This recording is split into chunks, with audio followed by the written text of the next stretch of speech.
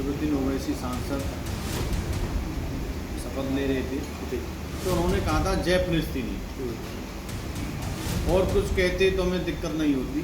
ये लोग हमेशा से हिंदुस्तान का विरोध करते हैं, हमेशा से इन लोगों ने हमारे भारत माता का विरोध किया है। उस समय थोड़ा आवेश में हमने कह दिया था कि ऐसे व्यक्तियों के खिलाफ सख्त कार्रवाई करनी चाहिए भारत सरकार को, और जो भी इस व्यक्ति की जुबान काटेगा उस हिंदू स्वरूप में 21 लाख रुपये देंगे। जब हमारा देश के ये नहीं हो सकते तो पाकिस्तान चले जाओ। भारत में रहना होगा तो भारत माता की जय बोलना होगा। ये लोग हमें कोर्ट तक नहीं पहुंचने देंगे, ये लोग हमें न्यायालय में तारीख नहीं करने देंगे। वो तो भाजपा की सरकार है, योगी मोदी सरकार है, जिस वजह से हम न्यायालय तक पहुंच जाते हैं। यदि जनसंख्या नियंत्रण कानून नहीं लाया गया तो आने वाले समय में 20 साल बाद कभी भी भाजपा की सरकार नहीं बन पाएगी। नमस्कार, इस वक्त हम भगवान श्री कृष्ण की नगरी मथुरा में हैं और हमारे साथ श्री कृष्ण जन्मभूमि के पक्षकार दिनेश शर्मा जी हैं। दिनेश शर्मा जी सिर्फ कानूनी तौर पर ही श्री कृष्ण जन्मभूमि की लड़ाई नहीं लड़ रहे हैं, इन्होंने एक कड़ी तपस्या भी कर रखी है उसके लिए, उसको लेकर के भी हम बात करेंगे। मगर इस वक्त जो सबसे ज़रूरी है, जिस वजह से ये चर्चा में है, वो है कारण असदुद्दीन ओवैसी जो हैदराबाद से सांसद हैं। अब इन्होंने कहा है कि जो असदुद्दीन ओवैसी की ज़ुबान काट कर लाएगा उसे हम 21 लाख रुपए का इनाम देंगे। दिनेश शर्मा जी, ऐसा क्या कारण है जो आपको ऐसी बात बोलनी पड़ी कि आप 21 लाख रुपए का इनाम उसको देंगे जो असदुद्दीन ओवैसी की ज़ुबान काट कर लाएगा? ये बात इसलिए मैं पूछ रहा हूँ, थोड़ी क्रूर है बात, और थोड़ा सा ऐसी बात है जो खुले तौर पर नहीं बोली जा सकती है, फिर भी आपने बोला, क्या वजह है इसके पीछे? देखिए, संसद में असदुद्दीन ओवैसी सांसद शपथ ले रहे थे, तो उन्होंने कहा था जय फिलिस्तीनी, और कुछ कहते तो हमें दिक्कत नहीं होती। ये लोग हिंदुस्तान का खाते हैं, गुण उन देशों का खाते हैं जो हमारे भारत के विरोधी गतिविधियों में शामिल रहते हैं। ये लोग हमेशा से हिंदुस्तान का विरोध करते हैं, हमेशा से इन लोगों ने हमारे भारत माता का विरोध किया है। हम इनसे कहते हैं कि आप भारत माता की जय बोलो, कभी नहीं बोलते। हम इनसे कहते हैं जय हिंद बोलो, कभी नहीं बोलते। तो जय फिलिस्तीनी बोलने का क्या मतलब है?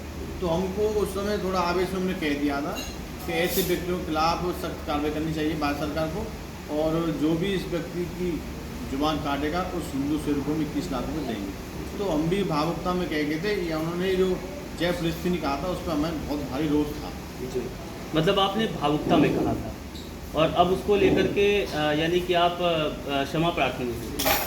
क्षमा प्रार्थी नहीं है, अपनी जवान पर कायम है, लेकिन ऐसे लोगों पर सख्त कार्रवाई होनी चाहिए जो हमारे भारत माता के खिलाफ षड्यंत्र करते हैं। ये लोग विदेशी ताकतों से मिले हुए हैं, जितने भी हमारे हिंदुस्तान में जो घुसपैठिए आते हैं, आतंकवादी आते हैं, इनका कहीं ना कहीं इन लोगों से कनेक्शन होता है। लेकिन सवाल ये है कि आपने भले ही आवेश में कह दिया हो, लेकिन जब कहा जाता है कि सनातन धर्म में जब कोई बच्चा एक बड़े बुजुर्ग को देखता है या बड़े ब्राह्मण या बड़े पंडित को देखता है तो उन लोगों से सीखता है। अब मैं आप पे सवाल नहीं खड़े कर रहा हूँ, मगर आपसे ये कह रहा हूँ कि आपकी भाषा को जिसने सुना होगा, थोड़ा तो आपको भी लगा होगा कि ये मैंने क्या बोल दिया, है ना? और ये काम जो है हमारे देश की कानून व्यवस्था का है, हमारी कानून व्यवस्था पर किसी को शक नहीं है, उसके बावजूद आपने ऐसा बोला। तो क्या आपको लगता है कि कानूनी तौर पर इन लोगों को ठीक नहीं किया जा सकता जिसको आप बोलना चाहते हो, या हमें ही कुछ एक्शन लेना पड़ेगा, हमें ही कोई क्रिया करनी पड़ेगी, हमें ही कोई प्रतिक्रिया करनी पड़ेगी? क्या आपको ऐसा लगता है? देखिए, सरकार इनके खिलाफ कोई कार्रवाई नहीं कर रही है। हम पहले भी सरकार से मांग करते आए हैं, जो हमारे सनातन धर्म के खिलाफ बोले, जो हमारे देश के खिलाफ बोले, ऐसे लोगों पर कड़ी से कड़ी कार्रवाई होनी चाहिए। क्योंकि जब हमारा देश के ये नहीं हो सकते तो पाकिस्तान चले जाओ। क्या हमारे देश के अच्छाई नहीं सोच सकते, हमारे देश के हमेशा विरोध में सोचते हैं, तो यहाँ रहने का क्या लाभ है? अपने और किसी देश में चले जाओ। आपको चाइना अच्छा लगता है तो चाइना चले जाओ, आपको पाकिस्तान अच्छा लगता है पाकिस्तान चले जाओ। भारत देश में क्यों रह रहे हैं आप? भारत में रहना होगा तो भारत माता की जय बोलना होगा। अच्छा, इस पर भी बड़ा विवाद होता है। आपने कहा कि भारत में रहना होगा तो भारत माता की जय बोलना होगा। हमारे संविधान में कहीं नहीं लिखा कि आप भारत में रहिए तो भारत माता की जय बोलिए, आप भारत माता को दिल से मानिए, ये कहा जाता है। लेकिन जब ऐसी बात आती, बहुत लोग बोलते हैं, जो सरकार है उसमें से भी कई मंत्रियों की या कई नेताओं की आवाज़ बुलंद होती कि भारत में रहना तो भारत माता की जय बोलना है। कई ब्राह्मण, कई हिंदू, कई सनातनी बोलते हैं कि भारत में रहना है तो भारत माता की जय बोलना है। हमने देखा कई हमारे सामने ऐसे वीडियोस भी आए कि लोगों को लिंच कर दिया गया कि आप भारत माता की जय बोलिए। मैं आपसे पूछना चाहता हूँ, ये कहाँ तक सही है कि किसी को अगर अपना, क्या ज़रूरी है इस देश में रहने के लिए किसी को सर्टिफिकेट लेना, क्या ज़रूरी है? भारत माता की जय बोलना है, वो दिल से भी तो मान सकता है ना। देखिए, जो भारत माता से प्यार करेगा, जो हिंदुस्तान से प्यार करेगा, वो भारत माता की जय बोलेगा। संविधान में तो ये भी नहीं लिखा है कि आप जय फिलिस्तीन बोलो। संविधान में तो इससे क्या प्रकट होता है? इसका मतलब ये है कि जो देश भारत के विरोधी हैं, उन्हीं देशों से आपको प्रेम है। आपको पाकिस्तान से प्रेम है, आपको चाइना से प्रेम है, आपको फिलिस्तीन से प्रेम है। इसका मतलब आपको भारत से प्रेम नहीं है। आप भारत माता की जय नहीं बोल सकते, लेकिन जय फिलिस्तीन बोल सकते हैं। इसलिए आपके मन में पहले से संदेह है, आपको हमारा देश अच्छा नहीं लगता है। आपको केवल इतना है कि जो देश विरोधी ताकतें हैं उनकी जय बोलनी है। तो इसीलिए तो ऐसे लोगों के खिलाफ कार्रवाई होनी चाहिए। चलिए, आप कह रहे हैं कि कार्रवाई होनी चाहिए, और आप लोगों ने ये भी बात उठाई थी कि इनकी जो सदस्यता है वो भी जानी चाहिए। अभी तक कोई कार्रवाई नहीं हुई है, और आपने जो बात कही थी, अब मैं या ये मान लूँ कि आपने जो बोला बस वहीं पर वो चीज़ ख़त्म, या आप लोग इसको अभी कैरी ऑन कर रहे हैं, या आप लोग इसको देख रहे, इस पर नज़र बनाए हुए हैं कि असदुद्दीन ओवैसी पर क्या कार्रवाई हुई? अगर नहीं हुई तो उसके लिए भी आप कुछ करेंगे? देखिए, सरकार का काम है, ये महामहिम राष्ट्रपति जी का काम है। उनके यहाँ प्रार्थना पत्र हो चुका है, कई लोगों ने प्रार्थना दे दिया है। अब महामहिम राष्ट्रपति इस पर क्या कार्रवाई करते हैं, ये आगे का विषय है। चलिए, ये तो असदुद्दीन ओवैसी की बात हुई जो आपने बात रखी थी, लेकिन अब दूसरी बात ये है, क्योंकि आप पक्षकार हैं, और पक्षकार हैं तो उसमें एक सवाल ये खड़ा हो जाता है, हमेशा से एक परसेप्शन बना हुआ है। लोग कहते हैं कि जो 500 वर्षों का इंतज़ार था भगवान राम लला की प्राण प्रतिष्ठा को लेकर के, तो 500 वर्षों के इंतज़ार ख़त्म हो गया। और कहते हैं लोग कि अगर देश में प्रधानमंत्री नरेंद्र मोदी नहीं होते या भारतीय जनता पार्टी की सरकार नहीं बनती तो कानूनी तौर पर ये लड़ाई लड़े जाना भी बड़ा मुश्किल हो सकता था। आपको भी ऐसा लगता है? ये निश्चित है जी। यदि भाजपा सरकार नहीं हो तो ये लोग हमें कोर्ट तक नहीं पहुंचने देंगे, ये लोग हमें न्यायालय में तारीख नहीं करने देंगे। वो तो भाजपा की सरकार है, योगी मोदी सरकार है, जिस वजह से हम न्यायालय तक पहुंच जाते हैं। नहीं, ये लोगों को आतंक तो इतना हो जाएगा कि ये घर में घुस के मार देंगे। यदि भाजपा सरकार नहीं हो, ये अच्छा माहौल नहीं हो, तो ये लोग तो इतने उत्कंठी होते हैं कि आपने देखा होगा कश्मीर में 24 घंटे का अल्टीमेटम दिया था हिंदुओं को, तो 24 घंटे में ही हिंदुओं को निकाल दिया और ये कह दिया था अपनी बहन बेटियों को छोड़ जाओ। तो ये लोग तो कट्टरपंथी होते हैं। यदि भाजपा सरकार नहीं होगी तो देश में रहना मुश्किल हो जाएगा। अच्छा, मैंने ये सवाल इसलिए पूछा क्योंकि अभी इसी से जो संबंधित है वो श्री कृष्ण जन्मभूमि का भी सवाल है, लेकिन उससे पहले हम आपसे ये पूछेंगे कि जिस तरह से अभी देखा आपने अयोध्या में रामलला का प्राण प्रतिष्ठा हो गई, मगर अब जो अयोध्या की हालत है, हम स्थायी काम कुछ नहीं कर रहे हैं। सवाल उठ रहे हैं, अयोध्या से भारतीय जनता पार्टी हार गई, वो इस वजह से हुआ, और उसके बाद हम अयोध्या में देख रहे हैं कि अब सड़कों का हाल बड़ा बुरा है। तो सवाल उठा रहे हैं लोग कि जब तक वहाँ पर वोट नहीं पड़े थे, जब तक वहाँ पर राजनीति करनी थी, तो वो लोगों ने जल्दी जल्दी से बनवा दिया। इस सरकार को लोग समझ नहीं पा रहे। ये सरकार सिर्फ अपने फ़ायदे के लिए भगवान राम को पूज रही है, ये सरकार सिर्फ अपने फ़ायदे के लिए अयोध्या का राम मंदिर बनवा रही है, जबकि इनको जनता से कोई प्रेम नहीं है। ये सिर्फ धर्म का फ़ायदा उठा करके और लोगों का वोट बटोरना चाहते हैं। क्या आपको भी ऐसे ही लगता है? क्योंकि वहाँ का हाल बड़ा बुरा हो चुका है अयोध्या का। इस समय पहली बारिश में ही वहाँ की कलई खुल गई है पूरी तरीके से। देखिए, उसमें सरकार की कोई गलती नहीं है। वहाँ के जो अधिकारियों ने जो करप्शन किया था उसकी जांच होनी चाहिए, क्योंकि जिस अधिकारी ने घोटाला किया है तो सड़क खराब होगी, जिस अधिकारी ने बिल्डिंग में घोटाला किया है तो बिल्डिंग सुचाएगी, पानी निकलेगा। तो इस विषय पे पूरे उसकी जांच होनी चाहिए। जांच में जो भी अधिकारी दोषी हैं उनके खिलाफ कार्रवाई होनी चाहिए। और बात रही अयोध्या हारने की, तो मैं तो ये कहता हूँ 20 साल बाद हम पूरा हिंदुस्तान हार जाएंगे। यदि जनसंख्या नियंत्रण कानून नहीं लाया गया तो आने वाले समय में 20 साल बाद कभी भी भाजपा की सरकार नहीं बन पाएगी। भाजपा की सरकार तभी बनेगी जब जनसंख्या नियंत्रण कानून आएगा। इनको 10 साल जनता ने दिए, इनको 10 साल में ही जनसंख्या नियंत्रण कानून लाना चाहिए था। अब देखते हैं 5 साल में ये कानून लाते हैं या नहीं लाते। किसान बिल की कोई जरूरत नहीं थी, किसान बिल लाए। असली देश में सबसे बड़ी समस्या है जनसंख्या वृद्धि। ये देश को नरक बना देंगे यदि जनसंख्या नियंत्रण कानून नहीं लाया। इसलिए मेरी मोदी से हाथ जोड़ के प्रार्थना है कि जल्द से जल्द पॉपुलेशन कंट्रोल बिल लाएं।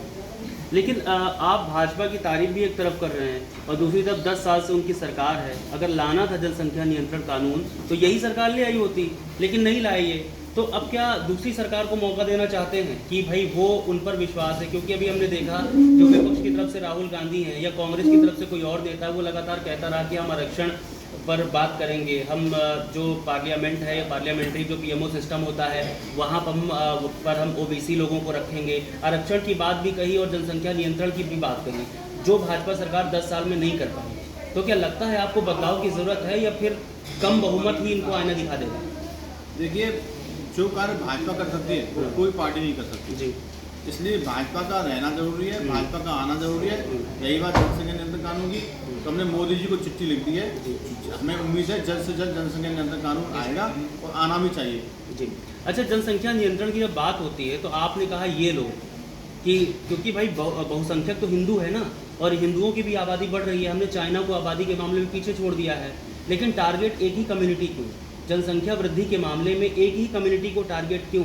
बहुसंख्यक तो हिंदू भी है, तो उसकी आबादी भी बढ़ रही है, तो हमको बराबर से दोनों को देखना होगा। तो हम जब टारगेट करते हैं तो एक कम्युनिटी को टारगेट क्यों करते हैं? देखिए, अभी एक सर्वे हुआ था देश में, तो सर्वे के अनुसार मैं आपको बता रहा हूँ कि हिंदू तो केवल 2 बच्चे पैदा करता है या 1 बच्चे पैदा करता है, और ये दूसरे धर्म के मुस्लिम समुदाय के लोग हैं, ये एक ही व्यक्ति 12 बच्चे पैदा कर रहा है। तो उनका बच्चा बढ़ाने का और जनसंख्या बढ़ाने का एवरेज बहुत ऊपर है और हिंदू का एवरेज नीचे आया है। तो इन लोगों की जनसंख्या बढ़ रही है, इन लोगों को भी अपने बच्चों को शिक्षित करना चाहिए, जनसंख्या पर इन्हें स्वतः रोक लगानी चाहिए, क्योंकि अपने बच्चों को आप पढ़ा नहीं पाएंगे तो उस बच्चे पैदा करने का लाभ क्या है? अपने बच्चे को आप सही तरह से भोजन नहीं दे पाएंगे, सही तरह से पढ़ाएंगे नहीं, लिखाएंगे नहीं, उसको घर मकान नहीं दे पाएंगे, तो ऐसे बच्चे पैदा करने से कोई लाभ नहीं है। फिर तो आप में और किसी अन्य जानवर में कोई अंतर नहीं रहेगा। अच्छा, आप कह रहे हैं कि ये लोग बच्चे बढ़ा रहे हैं, हम हिंदुओं में 2 पैदा करते हैं, इनमें ज़्यादा पैदा करते हैं, कोई कारण है इसका? आपको क्या लगता है? आपने कुछ स्टडी की हो इसको लेकर के, या कुछ आपने समझा हो, या आपको सुनाई दे रहा हो कि अगर ये ज़्यादा बच्चे पैदा कर रहे हैं, ये जनसंख्या वृद्धि करने में इनका ज़्यादा बड़ा योगदान है, इसके पीछे कोई वजह है, कोई कारण है? क्या लगता है आपको? इसके पीछे बहुत बड़ी वजह है कि उनका अशिक्षित होना।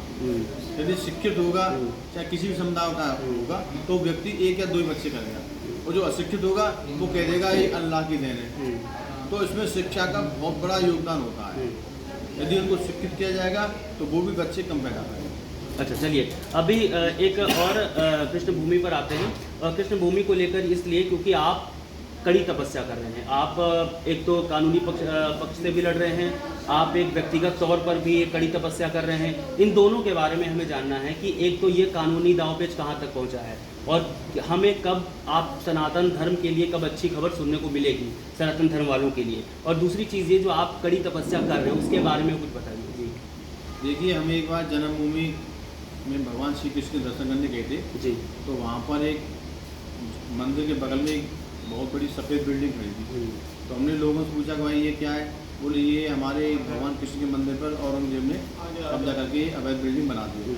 तो हमने तभी कसम खाई थी कि जब तक हम भगवान श्री कृष्ण का मंदिर इस मस्जिद से आज़ाद नहीं कर देंगे तब तक हम नंगे पैर रहेंगे और अन्न का दाना ग्रहण नहीं करेंगे। तो हम तब से अपने संकल्प पर कायम है, अपनी तपस्या पर कायम है, और हमारा संकल्प चल रहा है। हम दूध और फल से रहते हैं, और हमने इस केस को सिविल कोर्ट मथुरा में पेश किया।